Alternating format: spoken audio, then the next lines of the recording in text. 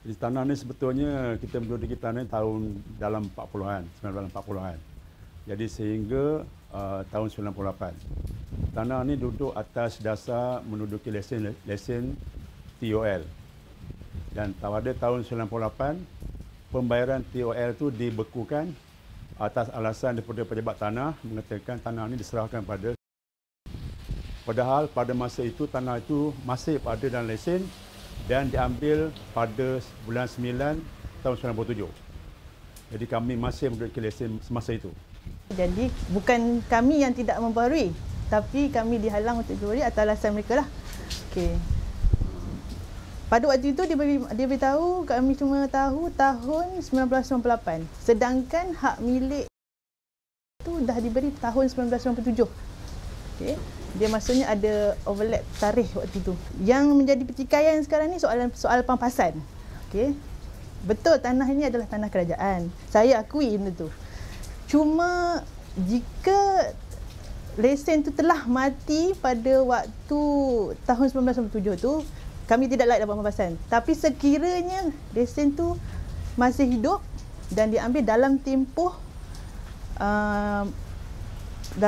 lesen tu masih valid, so kami layak menerima pampasan yang dipersetujui bersama.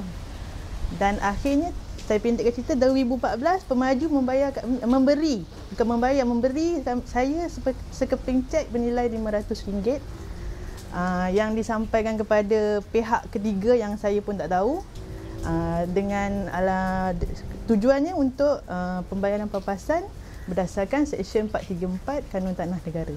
Itu saja yang terakhir. Rumah Encik dulu kat dekat mana? Encik tunjukkan sikit. Area rumah saya itu area di hadapan, sempadan dia pokok kelapa dan pokok pinang. Dalam kawasan 1 ekar. Tanah ni saya duduki tanah sementara tahun 76, saya menduduki dengan dasar deposit RM500 nilai pada tahun 78 untuk menjadi syarat menduduki tanah tersebut.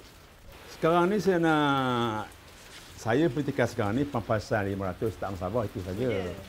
Keputusannya dah ada. Yang terakhirnya lah, yang paling terkini. Yang terkini, ni yang surat daripada Jabat Menteri Besar. Jabat Menteri Besar hantar kepada Pentadbir Tanah Daerah Johor Bahru. Mohon pampasan RM500 diberikan oleh pemaju tidak menasabah. Dan salinan kepada saya. Pampasan apa? Berapa banyak yang Encik rasa sepatutnya lah? Sepatutnya dinilaikan. Sekarang kita nak nilai pun tak boleh sekarang ni.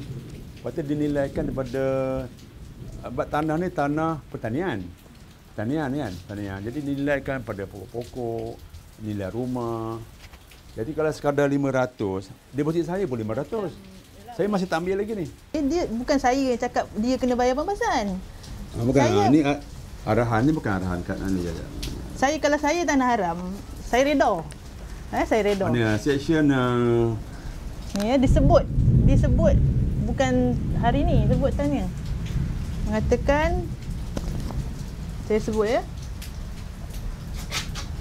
Lesen ini boleh di-cancel.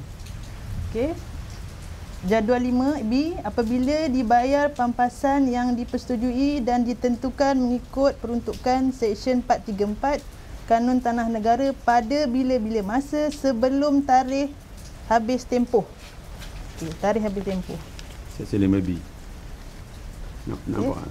Kan lesen saya mati tahun 1998 dan saya tak boleh dibenarkan untuk berbarui. Okay, bila kita tanya pejabat tanah, okey, inilah dianggap sebagai notis. So kalau yang cik faham, ini notis ke ataupun nota ataupun catatan? Ya, sekadar catatan yang tak rasmi tapi disahkan. Okey. Tahun hanya disebut tahun 1998 tapi tak dinyatakan bila diberi hak milik kepada KPRJ. Saya buat siasatan sendiri. Saya tak puas hati dengan cara, kalau betul saya tak layak dapat pampasan tu, tak apa. Sekarang masalah saya layak dapat. Maksudnya hak saya dipertikaikan. Saya siasat sendiri. Saya mohon satu badan kerajaan, Biro Pengaduan Awam, saya report. Saya dapat satu data yang mengatakan tanah tu telah diberi hak milik pada 23 bulan 9 tahun 1997.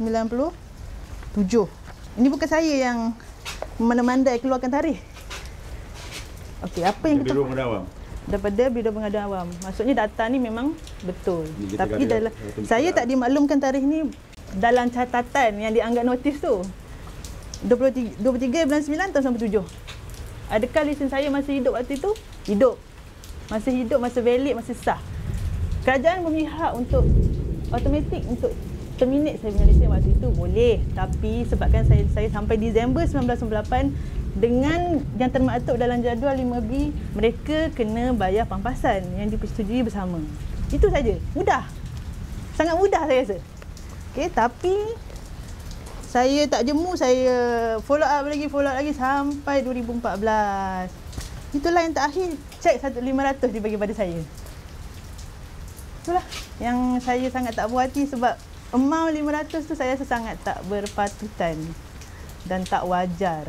Seolah-olah dia mencampakkan satu nilai pada saya, anak jati negeri Johor ni yang bukan duduk kat sini satu hari. 3 keturunan saya tinggal atas tanah ni. Betul, saya setuju tanah ni tanah kerajaan milik Allah. Tapi saya pun ada hak sebagai rakyat negeri Johor. Sebenarnya. Okey, so sekarang ni tunggu kisah lah kan? Itu saya tak, sebenarnya itu adalah arahan yang keberapa belas pun saya tak tahu. Yang minta kedudukan. Saya tak tahu ni minta kedudukan macam mana. Dia anggap seolah apa yang saya tunjuk bukti ni tak valid. Ya, mereka yang keluarkan lesen ni. Bila kita tunjuk, dia kata macam seolah ni dia pukul rata tanah haram. Dia tak nak dengar apa yang saya nak cakap. Dia tak nak dengar.